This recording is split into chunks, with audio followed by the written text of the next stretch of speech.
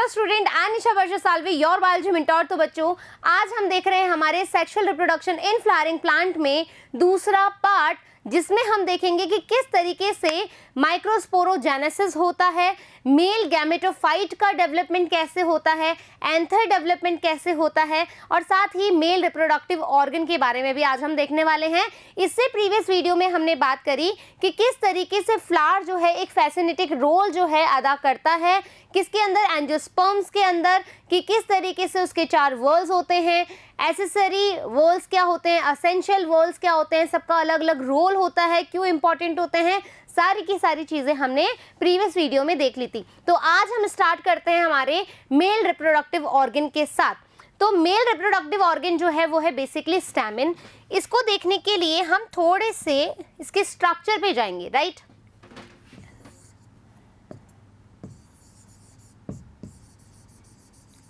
Stamen धीरे धीरे पढ़ेंगे लेकिन इंटरेस्ट के साथ पढ़ेंगे।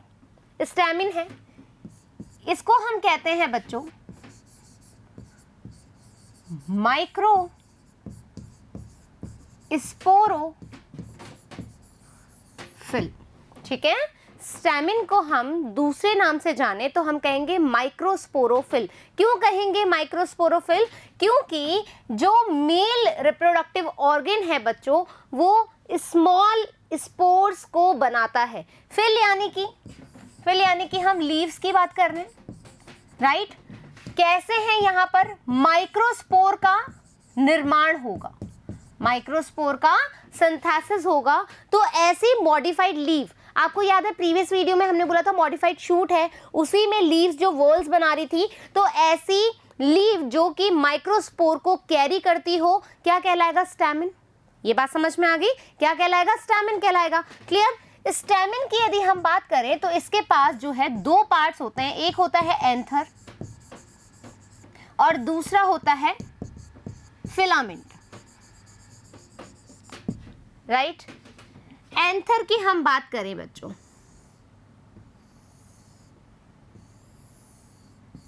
ठीक है, ये हो गया एंथर और ये हो गया हमारा फिलामेंट। एंथर जो है कैसा स्ट्रक्चर है? बायलोब्ड स्ट्रक्चर है, बायलोब्ड स्ट्रक्चर है। 2 लोब है इसके पास, डन। 1 लोब और 2nd लोब। इसके बीच में आप देख रहे हो कि एक लाइन बनी हुई है, इसके बीच में एक लाइन आपको देखने को मिलेगी। इस लाइन को आप क्या कहते हो? Line of dehiscence. डेहिसेंस का मतलब क्या है? जहां से पोलन जो है रिलीज होंगे। क्या रिलीज होंगे? पोलन रिलीज होंगे। तो डेहिसेंस का मतलब है रिलीज ऑफ पोलन्स, ठीक है। अब जो ये लाइन ऑफ डेहिसेंस है बच्चों, उसमें कुछ सेल्स जो हैं प्रेजेंट होती हैं, जिसकी वजह से पोलन बाहर निकलते हैं, ठीक है। यहां पर कुछ सेल्स होंगी, इन सेल्स को हम कहते हैं स्टोमियम सेल्स। क्या कहते हैं? Stomium cell. और ये किसका पार्ट होती है बच्चों? ये पार्ट होती है एंडोथीकम का। किसका पार्ट होती है ये? एंडोथीकम का। अभी हम लेयर्स की बात करेंगे। अपनी एपिथीकम क्या है, एंडोथीकम क्या है, मिडल लेयर क्या है, टैपेटम क्या है, स्पोरोजेनेसिस हमारा टिश्यू क्या है, सारे के सारे हम स्ट्रक्चर के बारे में देखेंगे। यहाँ तक की चीज समझ में आ गई। अब थोड़ा और अंदर का ओवरव्यू देख लें, राइट। एंथर को अपन ओपन करें, ठीक है, इसको यहाँ से बीच में कट करें और ओपन करें, तो हमने बोला था किस तरह का स्ट्रक्चर दिखता है, लाइक दिस। आपके एनसीईआरटी में भी ये स्ट्रक्चर है बच्चों, है ना। आपके एनसीईआरटी में भी ये स्ट्रक्चर है। ये हो गया हमारा फिलामेंट। यहां पर आप देखोगे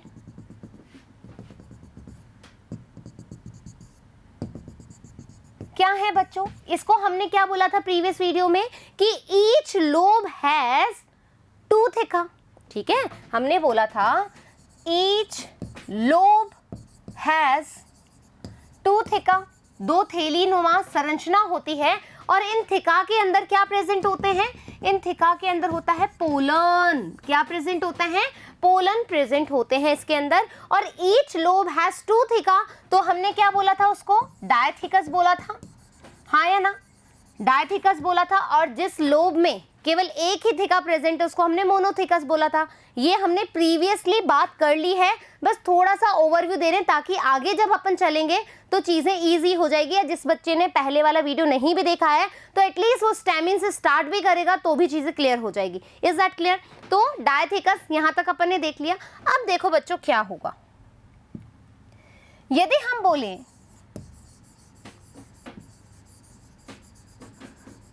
डेवलपमेंट ऑफ एंथर कैसे हो रहा है, ठीक है? एंथर के डेवलपमेंट की बात करें, ठीक है, तो यहां पर आप बोलोगे ये कौन सा भाग है? एंथर का भाग है। एंथर के चारों भाग पर, ठीक है, कुछ सेल्स होती हैं, ठीक है, कुछ सेल्स होती हैं जिनको हम कहते हैं आर्की स्पोरियल सेल्स। क्या बोलते हैं इन सेल्स को? Archesporial cells. Archesporial cells है बच्चों, ठीक है, ये बात समझ में आ गई। अब देखो यहां पर आर्की स्पोरियल सेल्स को मैं इस तरीके से कट करूंगी। आर्की स्पोरियल सेल्स को मैं इस तरीके से कट करूंगी। किस तरीके से? पैरेलल टू लॉन्गिट्यूडनल सेक्शन, ठीक है, मतलब जो लॉन्गिट्यूडनल सेक्शन है उसके पैरेलल यदि मैं कट करती हूं तो ऐसा कट क्या कहलाता है? Periclinal division. क्लीवेज कर दिया मैंने, पेरिक्लाइनल डिवीजन कर दिया। कौन सा डिवीजन हो गया? Periclinal division. अब पेरिक्लाइनल डिवीजन के फलस्वरूप क्या हुआ बच्चों? 2 पार्टीशन हो गए। जो ऊपर वाला पार्टीशन है बच्चों, यहां पर जो सेल्स बनेगी इसको हम बोलेंगे प्राइमरी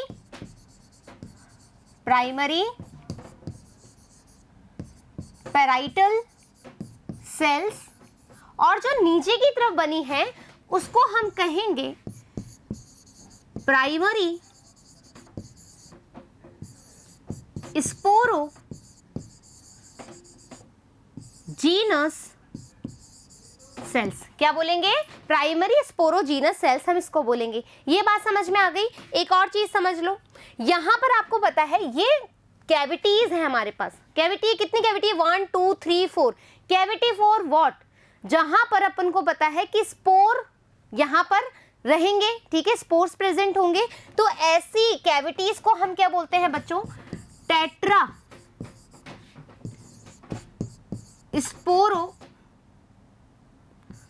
स्पोरेंजिएट। टेट्रास्पोरेंजिएट है क्योंकि 4 है। और एक सिंगल कैविटी को हम क्या बोलते हैं? और इस इंडिविजुअल कैविटी को हम क्या बोलेंगे बच्चों? Micro sporangium. माइक्रोस्पोरेंजियम, इसके पास क्या होते हैं? स्पोर्स प्रेजेंट होते हैं। यहां तक की बात समझ में आ गई। क्या क्या पता लग गया आपको कि स्टैमिन क्या होता है? 2 भागों से मिलकर के बना होता है। क्या होता है? एंथर और stamen, anther and filament. Filament क्या है? स्टेराइल पार्ट है। और जो एंथर है वो कैसा है? फर्टाइल पार्ट है, राइट। जब हमने बात करी एंथर की, तो एंथर जो है बच्चों ये कैसा है? बाइलोब्ड स्ट्रक्चर होता है, राइट। कैसा है? बाइलोब्ड स्ट्रक्चर है। और इस लोब में भी क्या प्रेजेंट होते हैं? 2 थीका प्रेजेंट होती है, इसलिए हम डायथीकस कहते हैं।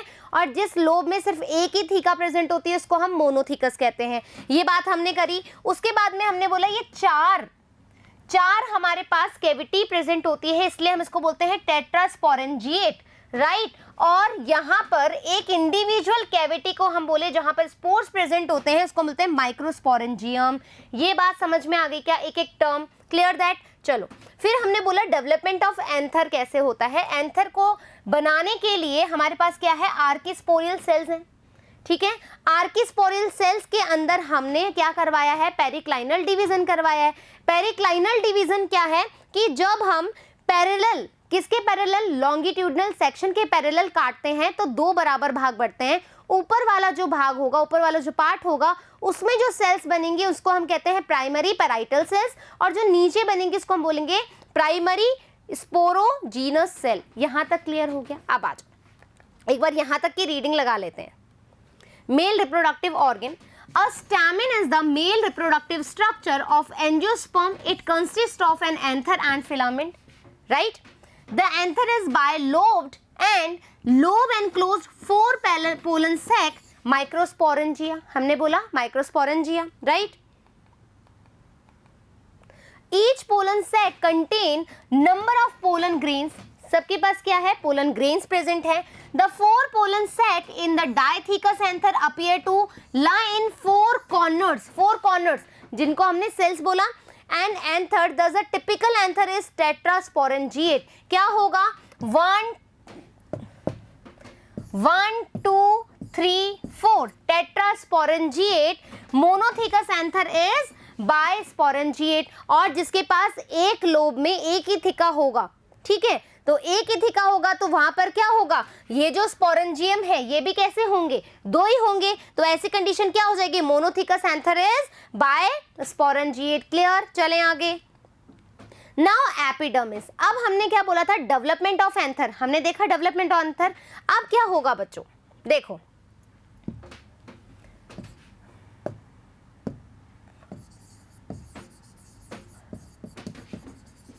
डेवलपमेंट ऑफ एंथर की हमने बात करी, राइट? हमने बोला कि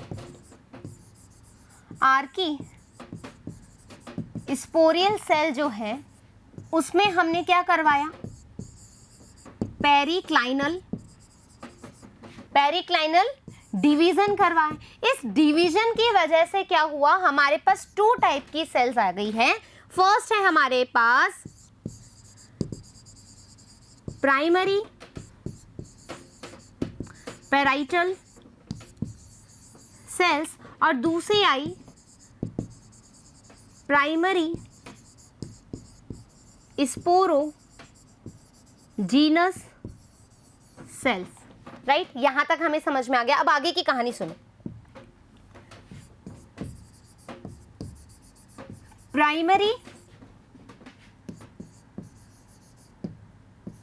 पैराइटल सेल्स जो है वो कुछ लेयर से मिलकर के बनी होती है, जिसको हम कहते हैं एंडोथिकम, मिडल लेयर,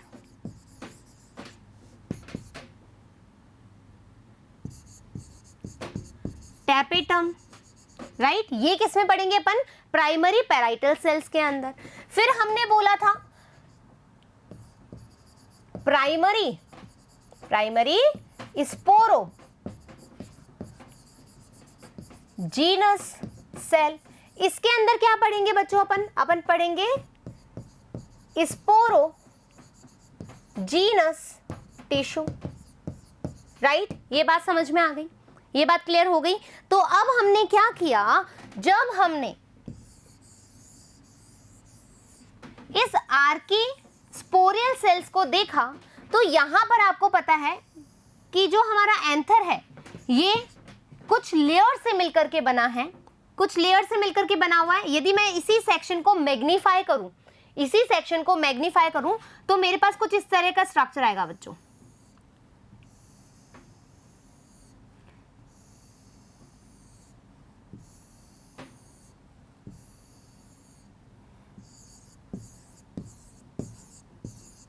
ठीक है, इसी स्ट्रक्चर को मैंने मैग्नीफाई किया। आपके एनसीईआरटी में ये वाला स्ट्रक्चर दे रखा है, इसको मैंने मैग्नीफाई किया तो सबसे आउटर मोस्ट जो लेयर है, सबसे आउटर मोस्ट लेयर है ये है एपिडर्मिस,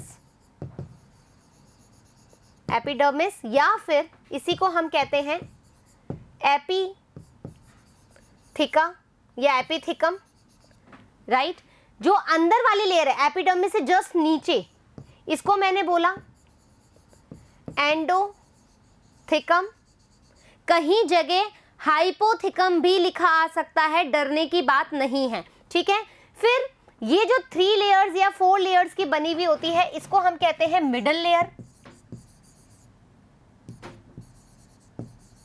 और अंदर ये वाली जो है इसको हम कहते हैं टैपेटम। और ये जो सेल्स आपको दिख रही है ये है बच्चों अपना स्पोरोजीनस टिश्यू। यहां तक की कहानी जिसको समझ में आ गई वो बिल्कुल क्लियर कट चल रहा है। डेवलपमेंट एंथर में हमने क्या पढ़ा, हमने बोला कि आर्कीस्पोरियल सेल, ये मैं बार बार रिपीट इसलिए कर रही हूं ताकि आपको लर्न ही हो जाए।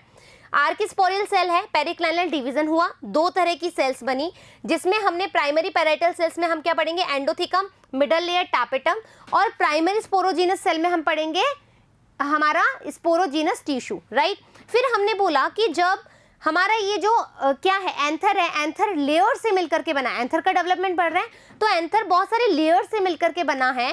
तो आप देखोगे सबसे आउटर मोस्ट लेयर है एपिडर्मिस या फिर एपिथिकम, फिर अंदर वाली लेयर है एंडोथिकम, उससे अंदर 3-4 लेयर्स मिलेगी मिडल लेयर, फिर उसके अंदर एक और लेयर मिलेगी जिसको हमने टैपेटम बोला, और उसके अंदर कुछ सेल्स का गुच्छा मिलेगा जिसको हमने स्पोरोजीनस टिश्यू बोला। ये बात समझ में आ गई क्या, क्लियर। चलो आगे। सबसे पहले हम देख रहे हैं एपिडर्मिस। एपिडर्मिस में आप ये देख रहे हो, ये वाला एपिडर्मिस। एपिडर्मिस क्या है बच्चों, आउटर मोस्ट लेयर है। कैसी है, आउटर मोस्ट लेयर है एपिडर्मिस, ठीक है। It is the outer most wall layer of anther which is protective in function. कैसी रहेगी, प्रोटेक्टिव, क्योंकि थिक होती है, ठीक है, थिक वॉल्ड होती है। किसकी बनी होती है, पैरेन्काइमेटस सेल की बनी होती है, ठीक है। आपको पूछा जाए एपिडर्मिस सेल या एपिथिकम किसकी बनी हुई है, तो आप बोलोगे बहुत सारी पैरेन्काइमेटस सेल्स उसके अंदर प्रेजेंट होती है। आउटर मोस्ट है, पैरेन्काइमेटस है, और दूसरी बात प्रोटेक्टिव है। ये बात समझ में आ गई। The mature anther epidermal cells are tangentially stretched and flattened। कैसी होगी, इस तरीके से और फ्लैट होगी, क्लियर दैट। चले आगे। एंडोथिकम, एंडोथिकम बच्चों इंपॉर्टेंट है, ठीक है, एंडोथिकम इंपॉर्टेंट है। क्या होगा अभी हम देखेंगे। एंडोथिकम जो है बच्चों किसके हैं, जस्ट एपिडर्मिस से नीचे की तरफ है, एंडोथिकम के जस्ट नीचे है। सिंगल लेयर होती है, ये कैसी होती है, सिंगल लेयर होती है, और साथ ही साथ में ये किसकी बनी होती है, अल्फा सेल्यूलोज की, अल्फा सेल्यूलोज की, और साथ ही साथ पैक्टिन भी इसके अंदर प्रेजेंट होता है, ठीक है। आपसे पूछा जा सकता है एपिथिकम किसकी बनी हुई है, पैरेन्काइमेटस की। यहाँ पर हम किसकी बोलेंगे, अल्फा सेल्यूलोज और पैक्टिन प्रेजेंट होता है किसके अंदर, हमारी एंडोथिकम के अंदर। Endothecum is some sub epidermal layer of anther wall which is mostly single layered but may become multi layered। आगे जाकर के जब डिवीजन होगा फर्दर तो ये मल्टी लेयर्ड भी हो जाएगी। The radial and tangential wall this cell have characteristic thickening bands। कैसे होगी, आ जाओ। इस तरीके से जब एपिथिकम ऐसे बैंड हो रही है तो ये भी कैसे हो जाती है, बैंड हो जाती है, और इसकी थिकनिंग बढ़ जाती है। आ गई बात समझ में। चलो आगे। The presence of fibrous band, बहुत सारे बैंड्स प्रेजेंट होंगे। Differential expansion of inner and outer tangential wall, hygroscopic nature, endothecial wall play an important role in the dehiscence of anther. मैंने क्या कहा, इंपॉर्टेंट है। कैसे, आ जाओ। देखो बच्चों, यहां पर आप देख रहे हो, ठीक है, ये इस तरह से बैंड होती है, बहुत सारे फाइब्रस बैंड प्रेजेंट होते हैं। तो अभी हमने बात करी थी, जब हमने एंथर के स्ट्रक्चर की बात करी थी तो हमने कहा था लाइन ऑफ डेहिसेंस पे कुछ सेल्स प्रेजेंट होती है, कुछ सेल्स प्रेजेंट होती है जिसको हमने बोला था स्टोमियम, राइट। ये स्टोमियम किसका पार्ट है, एंडोथिकम का। अब सुनो मेरी बात बहुत ध्यान से, बहुत ध्यान से सुनेंगे। देखो, जब एंथर जो होता है, ठीक है, ये एंथर है, ये एंथर की लाइन है। अब क्या होगा बच्चों, अंदर जो है लेस ऑफ वाटर, या हम कहें लैक ऑफ वाटर। धीरे धीरे क्या होगी, पानी की कमी होती जाएगी। जैसे ही पानी की कमी होगी ये स्टोमियम सेल क्या हो जाएंगी, फट जाएंगी, राइट। हमने क्या बोला, लाइन ऑफ डेहिसेंस की वजह से ही तो क्या होता है, बाहर पोलन निकलते हैं, रिलीज ऑफ पोलन होता है। तो स्टोमियम सेल क्या करता है, जैसे ही पानी जो अंदर है, जैसे मान लो अभी मैं हूं, ठीक है, मैं हूं और इसके मेरे अंदर पानी भरा हुआ है और अंदर पानी की कमी होगी तो मैं क्या करूंगी, सिकुड़ना शुरू करूंगी, और सिकुड़ के एकदम ऐसा हो जाता है, क्रैक हो गई वो, ठीक है, वो क्रैक हो जाती है, और क्रैक होने की वजह से पोलन जो है बाहर रिलीज हो जाते हैं। तो एंडो जो थीशियम है उसके अंदर स्टोमियम सेल क्या करती है, पोलन को बाहर रिलीज करने में इंपॉर्टेंट रोल अदा करती है, ये बात। तो स्टोमियम सेल क्या करती है, रिलीज करने में हेल्प करती है। तो एंडोथिकम आपसे पूछा जाएगा किस में रोल अदा करती है। एंडोथिकम जो है बच्चों अल्फा सेलुलोज की बनी होती है, फाइब्रस नेचर का होता है, पैक्टिन इसके अंदर प्रेजेंट होता है, साथ ही साथ ये सिंगल लेयर्ड होती है लेकिन बाद में बेंड्स में तब्दील हो जाती है। और ये क्या कराती है, एंथर का डेहिसेंस करवाती है। एंथर में लाइन ऑफ डेहिसेंस होती है जिससे स्टोमियम सेल के द्वारा पोलन का रिलीज होना होता है, पोलन रिलीज हो जाते हैं। ये बात क्लियर हो गई, राइट। अब देखो हम देखते हैं तो एंडोथिकम क्या करती है, हेल्प करती है एंथर जो पोलन होते हैं एंथर से रिलीज करने के लिए। तो the radial and tangential wall this cell have characteristic thickening band बन गए हमारे पास। So the presence of fibrous band, differential expansion of inner and outer tangential wall, hydroscopic nature, endothecal cell play an important role, तो dehiscence of anther, ये चीज clear हो गई। चले आगे। Now middle layer. Middle layer जो होती है बच्चों वो ephemeral and degenerative the mature anther. Ephemeral का मतलब क्या होता है बच्चों, एफीमेरल का मतलब होता है शॉर्ट लीव्ड,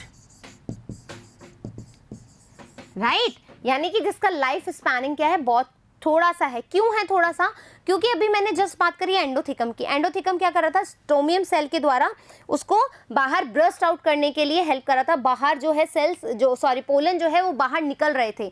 तो मिडल लेयर बनती तो है लेकिन क्योंकि स्टोमियम सेल को फटना है तो थोड़े समय के लिए ही मिडल लेयर बनती है, जैसे ही पोलन निकले खत्म। क्लियर बात, समझ में आ गई ये बात। अब आ जाओ हमारी tapetum, most important thing.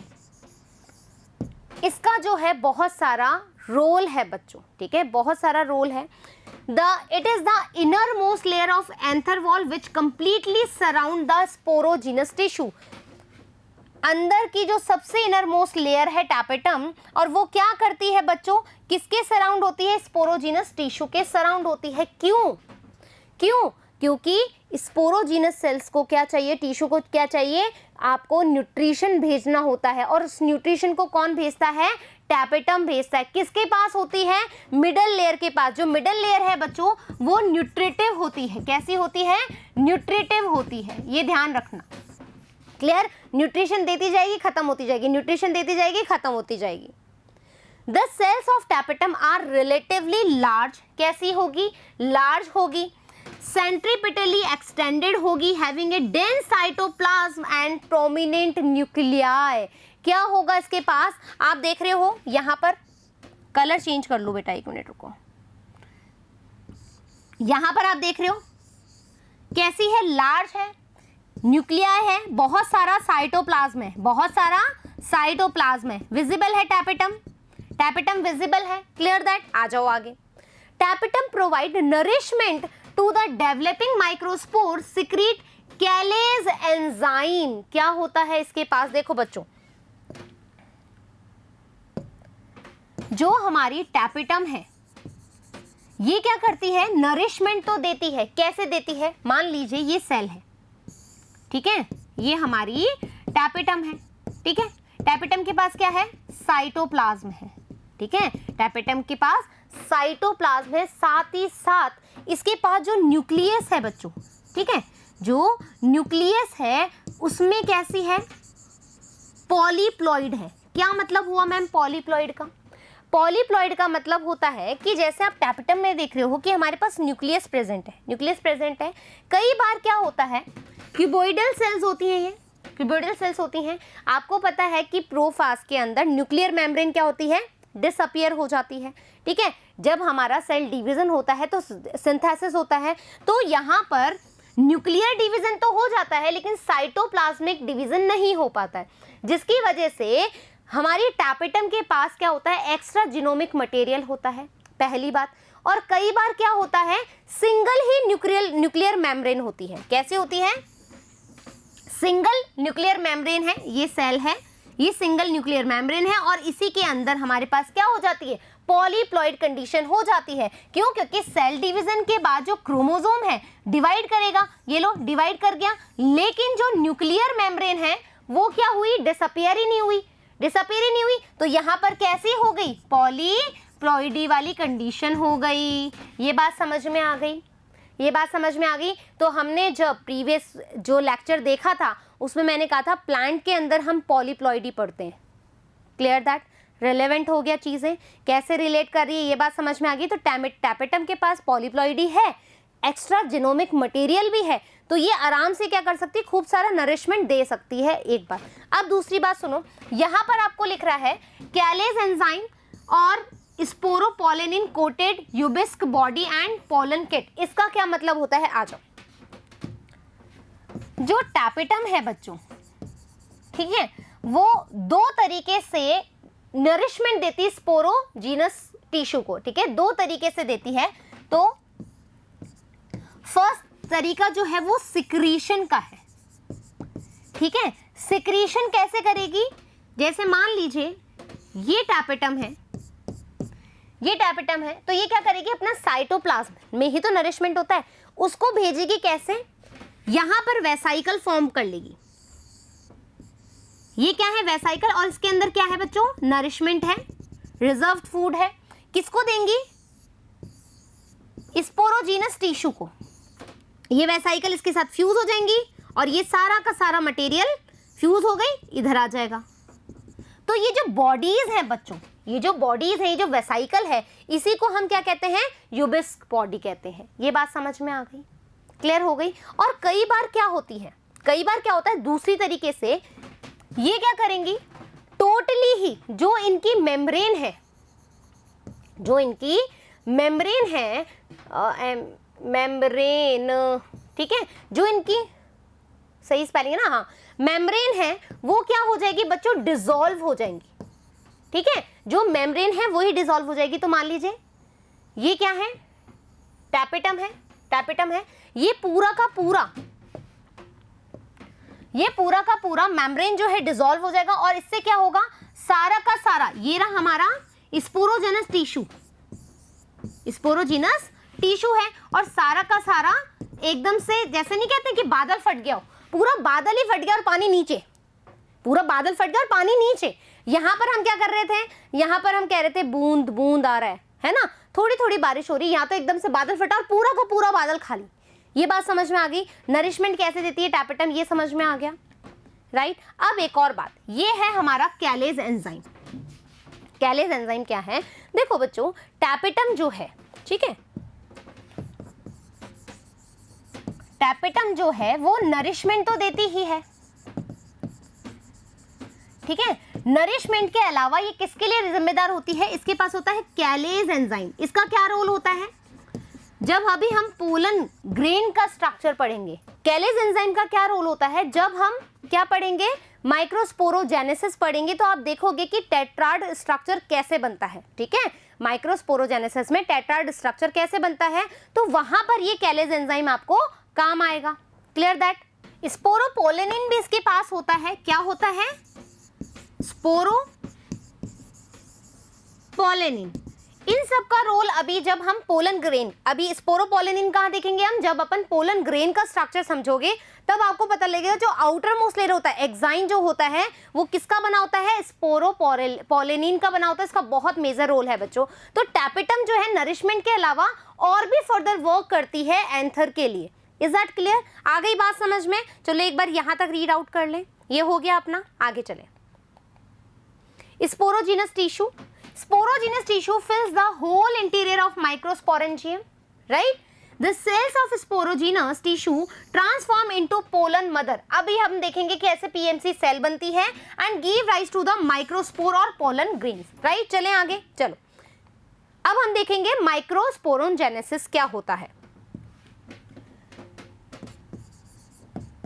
Microsporogenesis,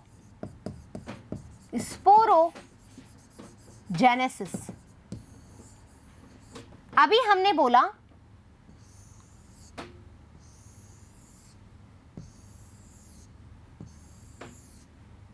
ये बनाना बहुत जरूरी है बच्चों, है ना।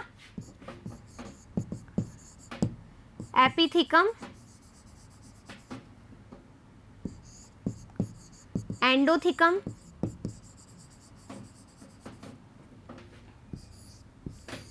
Middle layer,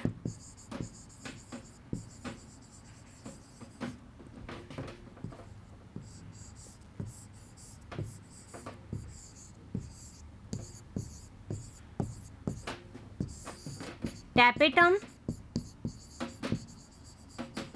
right. और यहां पर आप देख रहे हो ये क्या है, स्पोरोजीनस टिश्यू है। अब इस स्पोरोजीनस टिश्यू से हम माइक्रोस्पोरोजेनेसिस कैसे करेंगे, ठीक है, आ जाओ। तो हमारे पास क्या है, यहां पर आप देखोगे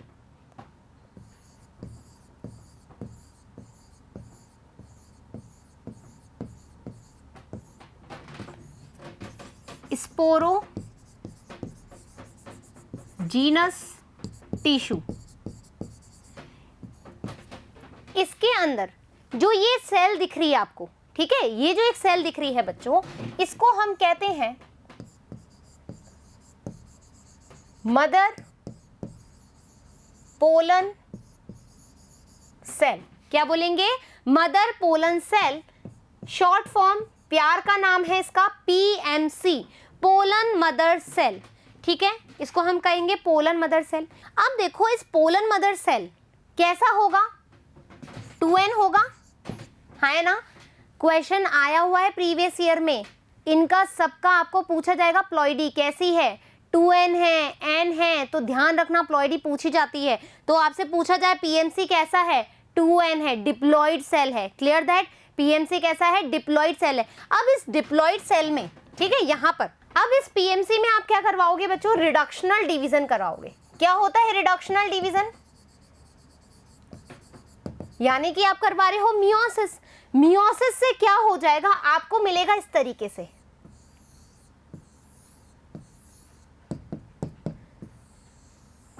ये लो टेट्राड। क्या बोलते हैं इसको, टेट्राड बोलते हैं, राइट, क्या बोलते हैं, टेट्राड मिला। अब आप बोलोगे मैम हमको ये 4 के फॉर्म में ही मिला कैसे, ये 4 सेल के फॉर्म में कैसे मिला, हमने आफ्टर रिडक्शन डिवीजन करवाया तो ये 4 के फॉर्म में कैसे मिला। तो बच्चों इसके आउटर मोस्ट में ये जो आप देख रहे हो ये ऐसा, इसके ऊपर ये जो बना हुआ है इसको हम कहते हैं कैलोज, राइट, ये कैलोज है। और इस कैलोज को टूटने के बाद जब ये टूटेगा, ठीक है, ये टूटेगा तो कैसे बन जाएंगे हमारे पास, माइक्रोस्पोर। क्या बन जाएंगे, माइक्रोस्पोर बन जाएंगे। आ गई बात समझ में। अब आप ये सोचो ये कैलोज टूटेगा कैसे। तो हमारे पास टैपेटम में क्या है, हमारे पास इस टैपेटम में क्या था, कैलेज एंजाइम था, ठीक है। यहां पर कौन एक्ट करेगा, इस पे एक्ट करेगा कैलेज एंजाइम। कैलेज एंजाइम काम करेगा, जिसकी वजह से क्या हो जाएगी ये, जिसकी वजह से ये हो जाएगी डिग्रेड, डिग्रेड हो गई। डिग्रेड होकर के क्या बना लेंगे, माइक्रोस्पोर। अब इसकी प्लॉइडी देखो, अब इसकी प्लॉइडी देखो बच्चों, यहां पर क्या था 2n, हमने रिडक्शनल डिवीजन मियोसिस करवाया, क्या हो गया इसका n। तो जब ये सेल भी बाहर निकलेगी तो माइक्रोस्पोर भी कैसे रहेंगे, n रहेंगे। यहां तक क्लियर हो गया, यहां तक की चीजें क्लियर हो गई बच्चों, ठीक है। आ जाओ, microsporogenesis, the process of formation of microspore. Microspore का फॉर्मेशन हमने क्या करवाया है, PMC से माइक्रोस्पोर का फॉर्मेशन ही तो करवाया है, राइट, फ्रॉम स्पोरोजीनस टिश्यू। किससे किससे करवाया है बच्चों, स्पोरोजीनस टिश्यू से करवाया है। स्पोरोजीनस टिश्यू से हमने माइक्रोस्पोर का निर्माण करवाया है with the help of reductional division, with the help in the presence of callose enzyme, ठीक है, हमने क्या करवा दिया, माइक्रोस्पोरोजेनेसिस करवा दिया। चलो यहां पर आप ये स्ट्रक्चर देख रहे हो, देखो बच्चों यहां पर आप स्ट्रक्चर देख रहे हो, यहां पर देखो ये वाला, ये क्या है, डिप्लॉइड न्यूक्लियस। किसमें होता है डिप्लॉइड न्यूक्लियस, स्पोरोजीनस टिश्यू के अंदर जो सेल प्रेजेंट होती है, जिसको हमने क्या बोला है बच्चों, PMC, pollen mother cell. Pollen mother cell के अंदर क्या करवाया है, मियोसिस करवाया है, मियोसिस करवाया है। तो यहां पर हमारे पास क्या आ गया है, ये कैलोज है, कैलोज का रिंग है, तो आपके पास क्या आ गया, टेट्राड, ठीक है, PMC,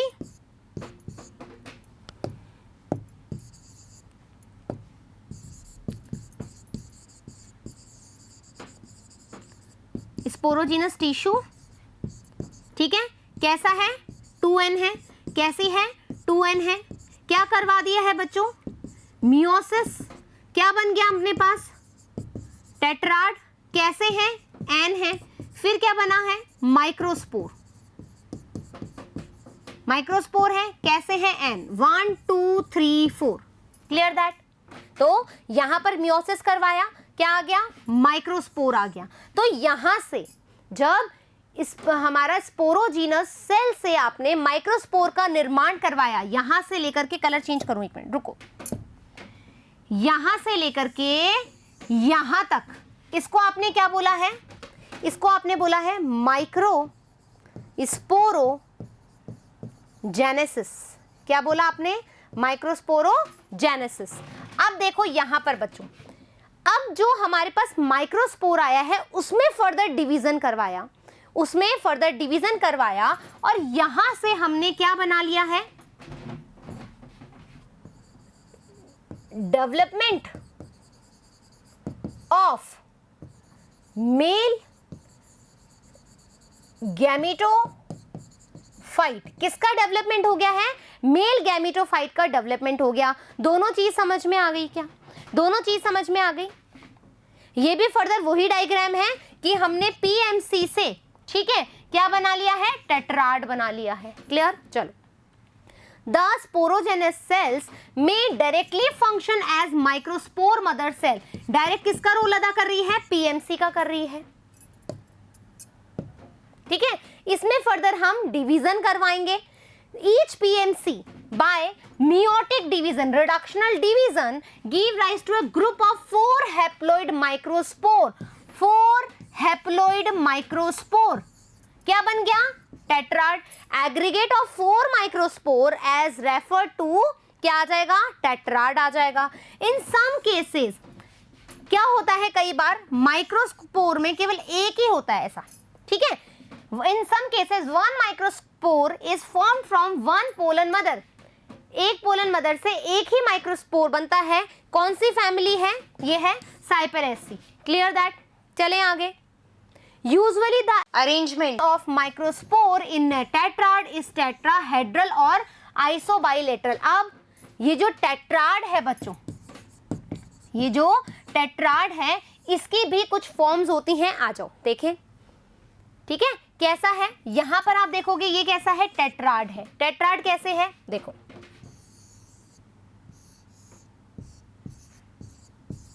clear that, tetrad form है। आइसोबाइलेटरल है, ये आइसोबाइलेटरल है। यहां पर आप देख रहे हो लीनियर, चारों एक ही लाइन में प्रेजेंट है। टी शेप्ड, ठीक है। टी शेप्ड आपको कैसे मिलेगा, दो इधर दो इधर, ठीक है, ये हो गया टी शेप लाइक दिस। यहां पर आप देखो डेक्यूसेट, ठीक है। डेक्यूसेट आपको कैसे मिलेगा, आपको याद है कैलिप्ट्रोसिस, कैलिप्ट्रोसिस होता है जिसमें हमने बोला था कि इस तरीके से इनका अरेंजमेंट है, सिमेट्री ऐसी है और फिर ऐसी है। तो हमें क्या होता है, एक साइड दिखता नहीं है, यहाँ है तो 4 लेकिन हमें दिख ही रहे हैं 3, ठीक है। आ गई बात समझ में। फिर है कंपाउंड, इधर भी और इधर भी प्रेजेंट है। इस तरीके से टेट्राड के डिफरेंट फॉर्मेशन होते हैं। तो आइसोबाइलेटरल, हाउएवर डेक्यूसेट किसके अंदर मिलेगा, एग्जांपल देख लो, मंगोलिया और एट्रिक्सप्लेक्स। लीनियर है तो हेलोफिला, टी शेप्ड है तो एस लॉकिया, ठीक है। ये एग्जांपल्स हैं जो कि पाए जाते हैं हमारे टेट्राड के डिफरेंट टाइप्स में। चलो, नाउ पोलन ग्रेन। अब हम देखेंगे कि पोलन ग्रेन जो है किस तरह का स्ट्रक्चर होता है, फिर गैमेटोफाइट के प्रोडक्शन पे चलेंगे, ठीक है। फिर गैमेटोफाइट देखेंगे कैसा होता है, या मैं सोचती हूँ कि पोलन ग्रेन से पहले अपन मेल गैमेटोफाइट का डेवलपमेंट करवा लें, फिर पोलन ग्रेन के स्ट्रक्चर पे चलें। चलो आ जाओ, पहले अपन कर लेते हैं development of male gametophyte, right. Male gametophyte है ही क्या असल में, पोलन ग्रेन, क्या है, पोलन ग्रेन है। अब हमें देखना है कि फर्दर क्या होगा, ठीक है। आपको पता है हमारे पास क्या हुआ, यहां पर स्पोरो जीनस टिश्यू, ठीक है, पीएमसी मियोसिस क्या आया, टेट्राड, ठीक है। फिर आया हमारे पास माइक्रोस्पोर, माइक्रोस्पोरोजेनेसिस, यहां तक हम देख चुके हैं। अब इन माइक्रोस्पोर से फर्दर हम मेल गैमेटोफाइट बनाएंगे कैसे, वो हमें देखना है। Clear, right. अब हमने देखना है कि किस तरीके से माइक्रोस्पोर से हम मेल गैमेटोफाइट बनाएंगे, पोलन ग्रेन बनाएंगे। ये बात समझ में आ गई, चलें करें। अब देखो ये कैसे हैं बच्चों, एन प्लॉइडी हमेशा याद रखनी है। ये कैसे हैं, अरे एन, ये कैसे हैं बच्चों, 2n, प्लॉइडी ध्यान रखते हुए चलेंगे। अब देखो माइक्रोस्पोर्स में हम क्या करवाएंगे, वैक्यूलराइजेशन, ठीक है, राइट। एक माइक्रोस्पोर की बात करी हमने, इस एक माइक्रोस्पोर में हमने वैक्यूल का फॉर्मेशन करवाया, तो किस तरह का स्ट्रक्चर बनेगा,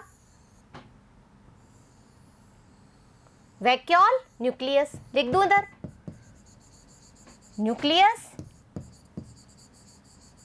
वैक्यूल, ठीक है। ये बात समझ में आ गई, राइट।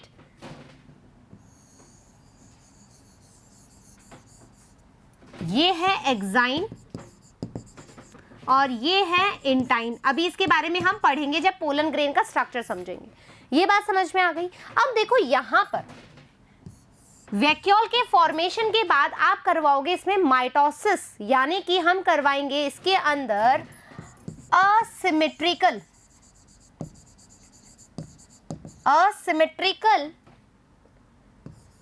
रिडक्शनल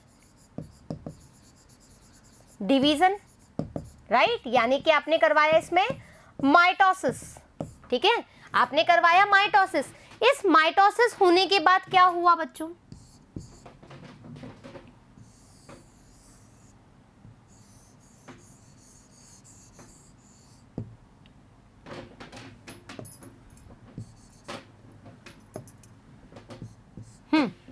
यहां पर आप देखोगे क्योंकि असिमेट्रिकल रिडक्शनल डिवीजन हुआ है, असिमेट्रिकल माइटोसिस हुआ है, जिसकी वजह से आपको पता लगेगा कि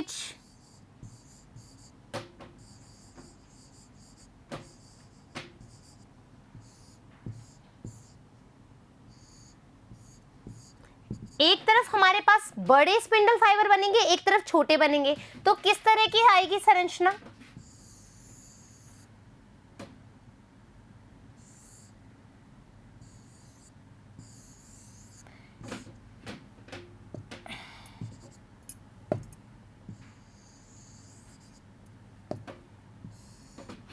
तो जब हमने माइटोसिस करवाया, असिमेट्रिकल माइटोसिस करवाया, तो असिमेट्रिकली सेल्स बनेंगी। ये जो बड़ी लार्ज सेल है, ठीक है, ये होगी वेजिटेटिव सेल, वेजिटेटिव सेल। इसका जो न्यूक्लियस है बच्चों, ये कैसे होगा, इर्रेगुलर न्यूक्लियस होगा। यहां पर जो नीचे वाली सेल है इसको हम कहेंगे जनरेटिव सेल। क्या कहेंगे, जनरेटिव सेल कहेंगे, राइट। यहां पर न्यूक्लियस जो है थोड़ा सही बना हुआ है, यहां पे साइटोप्लाज्म ज्यादा होगा, यहां पे साइटोप्लाज्म ज्यादा होगा। यहां तक की चीजें समझ में आ गई। ये जो कंडीशन है बच्चों, इसको हम कहते हैं टू सेल, ठीक है, टू सेल, इसको हम कहेंगे टू सेल सेल, ठीक है, टू सेल कंडीशन आ गई है। अब क्या होता है, इस टू सेल कंडीशन पे 60%, लगभग 60% जो एंजियोस्पर्म होते हैं वो क्या करते हैं, अपना डेहिसेंस करने लग जाते हैं, यानी कि पोलन को यहीं पर ही रिलीज कर जाते हैं, टू सेल कंडीशन पे ही पोलन को रिलीज कर देते हैं। लेकिन इसके बाद, इस टू सेल के बाद में हमारे पास, इस टू सेल को मैं इधर लिख दूं,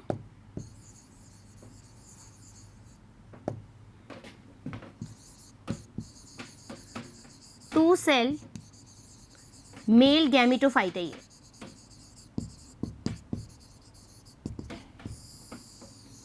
ठीक है, टू सेल मेल गैमेटोफाइट है। अब यहां पर अपन क्या करवाएंगे, एक और माइटोसिस करवाएंगे, माइटोसिस करवाया, जिसके बाद हमारे पास क्या बन जाएगा बच्चों,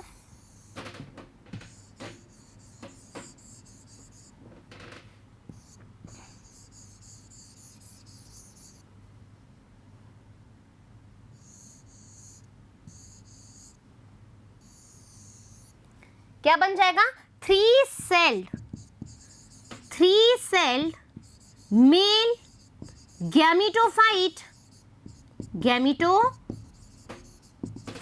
जिसको हम क्या बोलते हैं, पोलन ग्रेन बोलते हैं। ये बात समझ में आ गई क्या?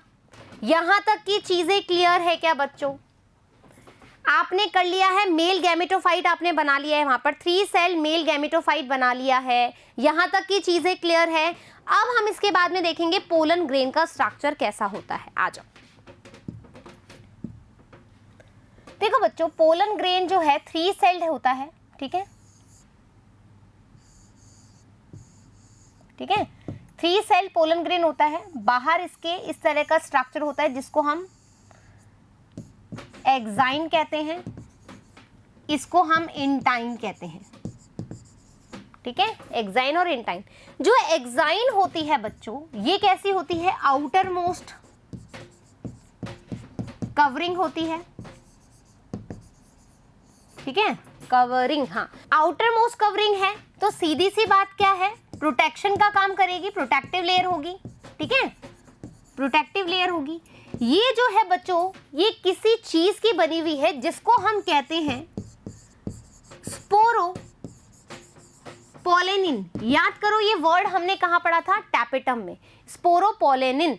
स्पोरोपोलेनिन जो है बच्चों, ठीक है, स्पोरोपोलेनिन जो होता है बहुत ही ज्यादा टफ होती है, ठीक है, टफ सब्सटेंसेस है, और साथ ही साथ में ये मोस्ट रेजिस्टेंट ऑर्गेनिक मैटर है, right, most resistant organic matter है। इस पे ना तो टेम्परेचर का, राइट, ना तो टेम्परेचर पे, ना कोई एसिड का, ना ही कोई एल्केलाइन का, या फिर ना ही कोई एंजाइम का फर्क पड़ता है। मतलब ये कैन नॉट डिग्रेड, ठीक है, ये किसी भी चीज से डिग्रेड नहीं होती है। स्पोरोलेनिन की इसके ऊपर कवरिंग होती है, एक्साइन, इसलिए ये टफ इन नेचर होती है, बहुत रिजिड इन नेचर होती है, मोस्ट रेजिस्टेंट ऑर्गेनिक मैटर है। क्यों है? क्योंकि ये ना तो टेम्परेचर से अफेक्ट होगी, ना ही ये हम बोलेंगे कि बहुत ज़्यादा ह्यूमिडिटी है तो भी कोई फर्क नहीं पड़ेगा, एसिड एल्कलाइन कोई भी इसमें डाल दो तो भी फर्क नहीं पड़ेगा, ना ही किसी एंजाइम से ये डिग्रेड होगी, ना ही इसमें फिजिकल किसी चीज़ का फर्क पड़ेगा, ना ही कोई केमिकल का फर्क पड़ेगा, ना ही कोई बायोलॉजिकल एजेंट का फर्क पड़ेगा। Is that clear? एक्साइन, अब देखो एक्साइन डिग्रेड नहीं हो रही है, आप दिमाग लगाओ, यदि एक्साइन डिग्रेड नहीं हो रही तो पोलन गिरे होंगे भाई। पोलन जो है विंड के द्वारा पॉलिनेशन होता है ना पोलन्स का, तो पोलन कहीं कहीं गिरे होंगे। तो जो भी हमारे बॉटनिस्ट है जिनको पुराने अवशेषों के बारे में पता लगेगा, तो पोलन के अवशेष मिलेंगे, किसके द्वारा मिलेंगे? इस एक्साइन के द्वारा मिलेंगे, ठीक है।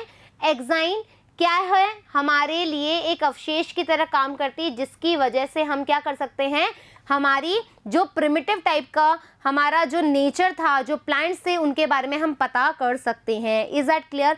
अब देखो, अब एक्साइन आप कहोगे मैम इतनी टफ है तो पोलन कहाँ से रिलीज होते होंगे? तो बच्चों यहाँ पर आप देख रहे हो कि यहाँ पर एक्साइन नहीं है, यहाँ पर होता है जर्म पोर, ठीक है, यहाँ पर होता है जर्म पोर, जहां से पोलन बाहर निकलते हैं। इसके अंदर क्या है? पोलन ही तो प्रेजेंट होते हैं, राइट। अब ये जो इंटरनल वाली है इसको हम कहते हैं इंटाइन, ठीक है। इंटाइन क्या है? इनर मोस्ट लेयर है, इनर मोस्ट लेयर है, और ये पैक्टीन की बनी हुई होती है। ये बात समझ में आ गई क्या? इंटाइन और एक्साइन समझ में आ गया? आ जाओ। Pollen grain, pollen grain microspore is the first cell of the male gametophyte, ठीक है। मेल गैमेटोफाइट की फर्स्ट सेल कौन होती है? पोलन ग्रेन होती है। ईच पोलन ग्रेन और microspore is a haploid oval and round structure. कैसा होता है? राउंड स्ट्रक्चर है हैप्लॉइड है। तो यहाँ पर आप जो बनोगे, जो पोलन है ये कैसा है, हैप्लॉइड है, राउंड है, राइट। चलो आगे, लाइक दिस। यहाँ पर आप देखोगे ये जनरेटिव सेल है, राइट, और ये जनरेटिव न्यूक्लियस है, फिर इंटाइन अंदर वाली, एक्साइन बाहर वाली, ठीक है। ये वेजिटेटिव न्यूक्लियस है जिसके बारे में हमने पढ़ा था, जर्म पोर है जहां से पोलन बाहर रिलीज होंगे। It has 2 layer, exine and intine, 2 layer होती है एक्साइन एंड इंटाइन। यहाँ पर the exine appears first as thin layer, जो एक्साइन है वो पतली लेयर होती है, but later become considerably thick and can be differentiated into 2 layer. 2 layer में बच्चों ये बढ़ जाती है जिसको हम कहते हैं एक्स एक्साइन और होता है एंड एक्साइन, ठीक है। फर्दर ये किस में चेंज होती है, ये होती है देखो एक्साइन जो है सेक्साइन में और नेक्साइन में, और इंटाइन यहाँ पर है अपनी, राइट। फिर ये जो हमारी एक्साइन है ये भी फर्दर डिफरेंशिएट होती है बैक्यूला में, टैकेटम में, पोलन कोट के अंदर। क्लियर दैट, आ जाओ। The exine is further differentiated into है basal foot layer, middle bacula and upper tectum. The bacula which consist of a radially extended rods form various sculpture pattern on the exine. इस exine के अंदर एक क्या करेंगे, modification करने का help करते हैं। आ जाइए। Now development of male gametophyte जो हमने देख लिया है। With the inflow of nutrients pollen grain grows in a size and vacuole develop, vacuole develop हो जाएगी, ठीक है। वैक्यूल्स का हमने डेवलपमेंट करा है। Protoplast then divides mitotically, produce a bigger vegetative और tube cell and a small generative cell. अभी हमने क्या करवाया, यहां आप देखोगे, यहां पर देखो वैक्यूल बनाएंगे हम, ठीक है। वैक्यूल के बाद हमारे पास क्या आ जाएगी, एक सेल आ जाएगी जिसमें वेजिटेटिव सेल है और जनरेटिव सेल है। 2 generative cell 1 vegetative cell present है, ठीक है। अब यहां से ये बन गया हमारा, ये वैक्यूल आगे देखो, वैक्यूल का सिंथेसिस करवाया हमारे पास, तो क्या बन गया, पोलन ग्रेन बन गया। अब ये यहां पर एक ट्यूब बनाएगा, पोलन ट्यूब के अंदर एंटर कर जाएगा, right.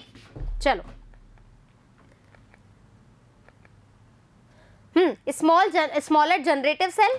Development of male gametophyte is precious, it begin inside the microsporangium. Microsporangium में ही ये बनता है। Young pollen grain has centrally placed nucleus embedded in a dense cytoplasm covered by a plasma membrane. एक dense cytoplasm होगा जिसके अंदर nucleus भी प्रेजेंट होगा। Male gametes are formed by a mitotic division in the generative cell. Mitotic division होगा। They may take place after the release of pollen from the anther 2 sailed stage, ठीक है। 2 cell stage में भी pollen बाहर निकल सकते हैं, और while the pollen are still confined to the anther 3 celled stage, और 3 सेल्ड स्टेज में भी जाते हैं। अब सुनो मेरी बात एक और,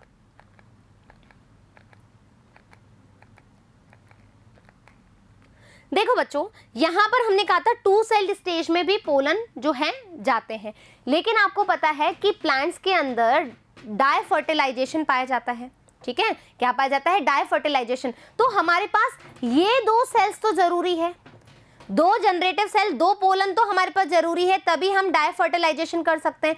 लेकिन आप कह रहे हो मैम 60% एंथर, जो 60% एंथर है वो पोलन को रिलीज कर देते हैं 2 सेल्ड स्टेज पे ही, फिर कैसे होगा। तो बच्चों ये क्या करेंगे, 2 सेल्ड स्टेज पर जब जाएंगे, स्टिग्मा पर जाएंगे, पोलन ट्यूब के अंदर एंटर करेंगे, उससे पहले ही यहाँ पर ये माइटोसिस करवाएंगे और इस कंडीशन पे आएंगे। तो यहाँ पर तो ये डायरेक्ट पूरा बनकर के स्टिग्मा पे जाएगा, और 2 सेल कंडीशन में पहले स्टिग्मा पे जाएगा, पोलन ट्यूब में एंटर होने से पहले ये माइटोसिस करा करके ये 3 सेल स्टेज लाएगा।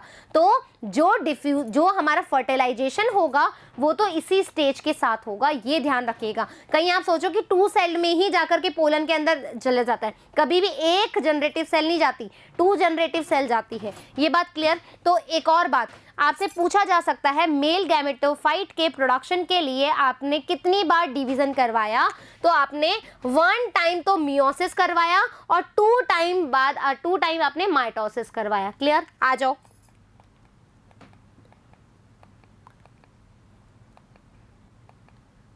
ये हो गया अपना stage after reaching the stigma, ठीक है। स्टिग्मा पे पहुंच गया, the inline grows out through a जम्पोर into slender pollen tube carrying the male gametes. Male gametes को वहां पर क्या कर देता है, डिफ्यूज कर देता है एग के साथ में। अब ये चीज हो गई अपनी pollen product and pollen allergy. देखो बच्चों, बहुत बार आपने देखा होगा कि जैसे ही हमारा ऑटम सीजन आता है, ठीक है, बहुत सारे पॉलिनेशन की क्रिया होने लगती है जैसे हमारा क्या होता है विंड के द्वारा। तो जो विंड के द्वारा पॉलिनेशन होता है, अभी हमने टाइप पढ़ने आगे जाकर के पॉलिनेशन के, तब आपको पता लग जाएगा। तो जो प्लांट विंड के द्वारा अपने पोलन्स को भेजते हैं, पॉलिनेशन कराते हैं, उनको हम कहते हैं एनीमोफिलस, ठीक है। एनीमोफिलस के एग्जाम्पल आपको याद रखने होंगे, आपकी एनसीईआरटी में ये एग्जाम्पल दे रखा है, ठीक है। कैरेट ग्रास का एग्जाम्पल दे रखा है, मोस्ट इंपॉर्टेंट है बच्चों। कैसा है ये, एनीमोफिलस है, यानी कि विंड के द्वारा इसका पॉलिनेशन होगा। कैसे होगा, बाय विंड पॉलिनेशन, याद रखोगे।